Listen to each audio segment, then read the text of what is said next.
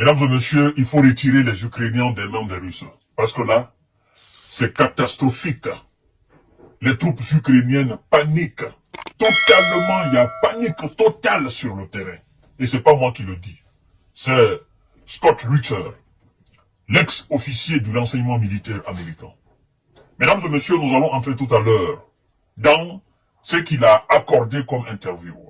Mais avant tout, permettez-moi de vous dire, partagez la vidéo dans tous les groupes possibles, abonnez-vous sur cette page. Je vous ai dit que notre objectif, c'est le 1 million d'abonnés. Le 1 million d'abonnés pour largement diffuser les informations et les décortiquer. Oui, la géostratégie, la géopolitique. Mesdames et messieurs, je compte sur vous. Chaque personne qui regarde mes émissions, vous devez partager les vidéos. Mon devoir, c'est de vous informer, de décortiquer. Le vôtre, c'est pas une obligation, mais c'est de les partager. Chères dames, chers messieurs, chères demoiselles, restez scotchés, restez connectés et tendez l'oreille attentivement. Mesdames et messieurs, la panique s'est saisie des troupes ukrainiennes sur le terrain. Les Russes avancent et Kiev ne peut pas les arrêter, dit un ex-agent du renseignement des États-Unis d'Amérique. Kiev ne peut pas les arrêter parce que Kiev n'a pas les moyens, n'est-ce pas? Kiev pique de gauche à droite les munitions, Kiev calcule ce qui doit être tiré et Kiev pleure. Donc comment voulez-vous que Kiev puisse arrêter l'avancée russe, mesdames et messieurs? Partagez la vidéo dans tous les groupes possibles. L'ex-officier du renseignement militaire américain nous dit ceci. Au fur et à mesure que les Russes avancent, ils constatent que les Ukrainiens n'opposent qu'une résistance très limitée. En effet, ils semblent avoir été pris au dépourvu par l'offensive russe, a déclaré n'est-ce pas, l'ex-officier du renseignement militaire américain. Mesdames et messieurs, c'est pourquoi je vous ai dit la fois dernière que il y a eu un manque de préparation qui ne dit pas son nom du côté ukrainien. Vous êtes, n'est-ce pas, en guerre. Vous êtes opposé à l'une des armées les plus puissantes de notre planète Terre, pour ne pas dire la plus puissante de notre planète Terre. Et vous vous asseyez, vous attendez tout simplement qu'on vienne vous livrer des munitions et des armes. Comment alors vous pouvez avoir une chance de l'emporter face à eux? Mais c'est impossible, parce que eux, ils produisent et ils consomment ce qu'ils produisent. C'est ça la différence, au fait. Et de l'autre côté, du côté occidental, les alliés ont du mal à aider. D'ailleurs, côté européen, qu'est-ce qu'ils ont dit?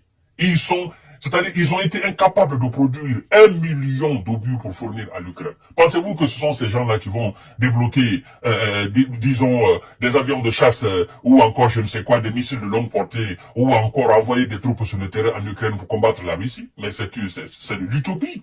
Ça relève tout simplement, c'est du domaine de l'utopie, ça.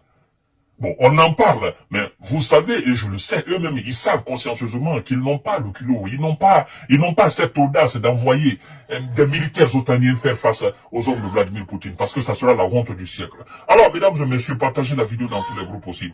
Les troupes de Kiev paniquent, retirent des forces d'autres parties de la ligne de front, poursuit l'ancien officier du renseignement, n'est-ce pas, du corps des Marines des États-Unis. Et alors, selon lui, l'Ukraine n'a pas d'autre choix que d'envoyer son armée à Kharkov, même au prix de perdre d'autres sites.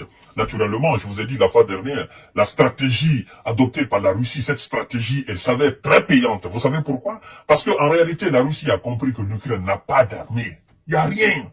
Ce sont des mercenaires qui sont là. Ce sont des troupes occidentales de gauche à droite, ramassées de gauche à droite, qui sont là, qui composent en réalité ce qu'ils appellent l'armée ukrainienne. Parce que on peut pas aller ramasser les gens dans les prisons, on ne les forme pas, on les donne juste des armes comme on a autrefois appelé nos grands-parents tirailleurs. On les donne juste des formations. Bon, c'est comme ça on tire, c'est comme ça on met les obus, c'est comme ça on tire. Mais c'est fini, ils n'ont aucune expérience. Des prisonniers affamés, fatigués de la prison. Vous les prenez, vous les mettez sur les champs de bataille, qui vont se battre contre des gens très expérimenté, mais c'est une déroute totale. Et c'est ce qu'on est en train de constater aujourd'hui sur le terrain, naturellement, mesdames et messieurs. On n'a pas besoin de répéter ça 1000 fois pour que le monde ou l'humanité comprenne. Vous comprenez? On n'a pas besoin de répéter ça 1000 fois pour que les gens comprennent. Mais puisque ils sont dans cette optique, ils sont rongés par cette envie n'est-ce pas, de pousser la Russie à la défaite, que ils sont aveuglés au fait, ils ne voient pas la réalité, même s'ils voient la réalité, mais ils ne veulent pas l'admettre. Or, la Russie ne fait qu'avancer sur le terrain. Je vous ai dit la fois dernière, c'était hier d'ailleurs, c'est pas la fois dernière, c'était hier d'ailleurs. La Russie fait quoi? Elle a élargi le front. connaissant le nombre de militaires ukrainiens sur le terrain, connaissant effectivement les positions ukrainiennes sur le terrain, la Russie dit, ben, écoutez, on ne peut pas faire les erreurs certainement qu'on a effectuées au début de la guerre. Là, maintenant, nous avons l'avantage sur le terrain. Nous avons l'avantage parce que nous les avons pillonnés depuis le début. Nous avons l'avantage parce que nous sommes plus équipés, nous sommes plus armés, nous sommes plus expérimentés, nous avons plus d'hommes. Numériquement, nous les dépassons. N'est-ce pas? Nous avons la puissance de feu. Ils ne peuvent pas résister à cela. C'est pourquoi les positions ukrainiennes sont en train de tomber une à une. Et monsieur Scott Ritter, lui-même, il dit ce que nous avons eu à dire ici. Parce que je vous ai dit ici que, en réalité, la Russie est en train de jouer. Elle n'est pas encore entrée dans la danse. Parce que quand elle entre, le jour qu'elle va entrer dans la danse, ça sera la débandade totale du côté ukrainien. On nous a parlé de Tchassifiar. Tchassifiar. Vous vous souvenez de cette partie, de cette ville-là. On nous a dit, oh, l'Ukraine a envoyé des troupes là-bas, donc ils résistent. Résister là-bas. La Russie a attaqué, n'est-ce pas, aujourd'hui, Kharkiv, qu'on appelle encore Kharkov. Et donc, qu'est-ce qu'ils font? Vu qu'ils ne peuvent pas combattre les Russes au niveau de Tchachifiar et au niveau de Kharkiv, qu'est-ce qu'ils font? Naturellement, ceux qui sont à Tchachifiar, on les envoie à Kharkov. Et à Kharkov, eux-mêmes, ils ont donné l'information comme quoi il y a eu plus de 50 000 hommes déployés du côté russe pour faire face, n'est-ce pas, pour lancer l'offensive. Aujourd'hui, on nous dit qu'il y a 30 000 qui se retrouvent au niveau, n'est-ce pas, qui encerclent Kharkiv. Donc, si vous envoyez des soldats qui gardaient Tchachifiar, vous les envoyez à Kharkiv, mais ça veut dire qu'au niveau du Tchachifiar, il n'y a personne. Hein? La route elle est ouverte, l'autoroute, le boulevard est là. Vous comprenez? Donc, ne soyez pas étonnés demain ou après-demain qu'on dise que non, cette autre localité est tombée. C'est parce qu'il n'y a rien en face. Il n'y a rien. Ils sont en train de mentir en longueur de journée à la population ukrainienne. Ils sont en train de mentir en longueur de journée, n'est-ce pas, à la communauté internationale pour dire, oh non, l'Ukraine a fait ceci. Ils ont quels moyens? C'est ça la vérité. Parce qu'il ne s'agit pas de dire une chose aujourd'hui et demain, aller dire au contraire, l'Ukraine a quels moyens? L'Ukraine a quels moyens? Tous les moyens de l'Ukraine, ce sont les moyens américains mis à la disposition de l'Ukraine. Et les 61 milliards ne sont pas encore venus. On n'a pas envoyé encore les matériels des 61 milliards. Dans la foulée, ils ont voté encore quelque chose. Joe Biden a validé encore 400 millions. Ça, c'est pas encore venu. 400 millions, ça va changer quoi dans la Nord? Moi, c'est ce qui m'écoeure, au fait. 400 millions de matériel militaire qui sera pris dans le stock de l'armée américaine. Ça va changer quoi sur le terrain? Et d'ailleurs, ce qui est encore pathétique dans cette histoire, c'est que on envoie des armes américaines aux soldats ukrainiens qui ont toutes les difficultés du monde à les utiliser à bon escient. C'est le cas, par exemple, des chars Abrams. Pensez-vous que les chars Abrams, les soldats ukrainiens avaient la capacité de les utiliser comme il fallait? Mais non! C'est pourquoi, naturellement, les chars Abrams ont rencontré toutes les difficultés sur le terrain. Alors, des gens qui n'ont pas la capacité d'utiliser les chars à bon escient, ce sont eux qui vont utiliser à bon escient les autres armes, à plus forte raison les F-16. Vous voyez, mesdames et messieurs, dans quoi l'Ukraine s'est mis en faisant plaisir aux États-Unis d'Amérique pour anéantir la Russie ou bien pour mettre la Russie à genoux. Et aujourd'hui, l'élite ukrainienne regrette. Il y a des déclarations de gauche à droite, des déclarations que l'élite ukrainienne ne faisait pas par le passé. Ce sont ces déclarations qui sortent aujourd'hui. C'est que les gens ne partagent pas forcément les avis de Volodymyr et les décisions de Volodymyr Zelensky. C'est pourquoi nous disons que ce monsieur, pour le bonheur et pour la paix de l'Ukraine, il faut complètement l'enlever, je ne dis pas l'éliminer, mais l'enlever et mettre quelqu'un à la tête qui saura entendre raison et qui saura entendre aussi négociation avec Vladimir Poutine. Sans quoi, Kharkiv va tomber bientôt.